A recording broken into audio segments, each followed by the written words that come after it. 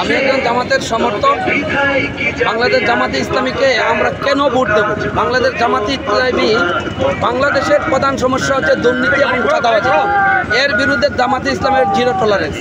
বাংলাদেশ জামাতে ইসলামী যদি ক্ষমতায় যায়, ইনশাল্লাহ আপনারা যদি জনসমর্থনে ভোট দিয়ে যদি জামাতে ইসলামীকে সংসদে পাঠাতে পারেন, জামাতে ইসলামী দুর্নীতি করবেও না এবং কাউকে দুর্নীতি করতেও দেবে না।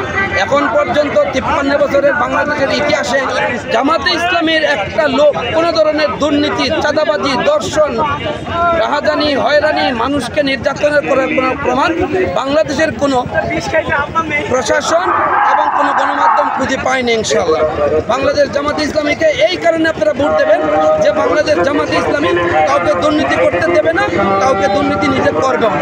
ইনশাআল্লাহ বাংলাদেশ জামাতে ইসলামী যদি আগামী সংসদ জাতীয় নির্বাচনে পাশ করে ক্ষমতা যেতে পারে, সংসদে যেতে পারে, ইনশাআল্লাহ বাংলাদেশ জামাতে ইসলামী বাংলাদেশকে একটি অরিজিনাল সোনার বাংলাদেশ গড়বে, এটাই আমাদের প্রত্যাশা।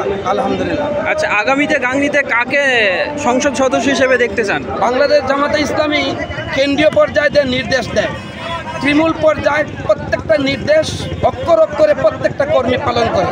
বাংলাদেশ জামাতে ইসলামী গাংনীর আসনে নাজমুল হুদাকে নমিনেশন দিয়েছে, ওই নমিনেশন দিয়েছে, এটাই বাস, আর কোনো প্রতিরোধ নাই, প্রতিবাদ নাই, এই নমিনেশনই ফাইনাল।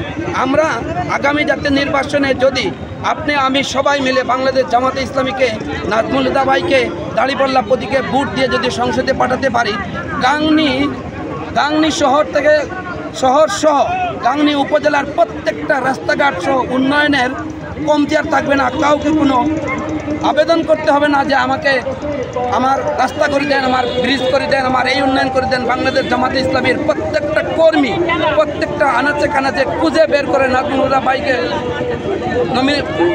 ইনফরমেশন দেবে, আর নাজমুল হুদা ভাই ইনশাআল্লাহ প্রত্যেকটা জায়গা প্রত্যেকটা সমস্যার সমাধান করবে।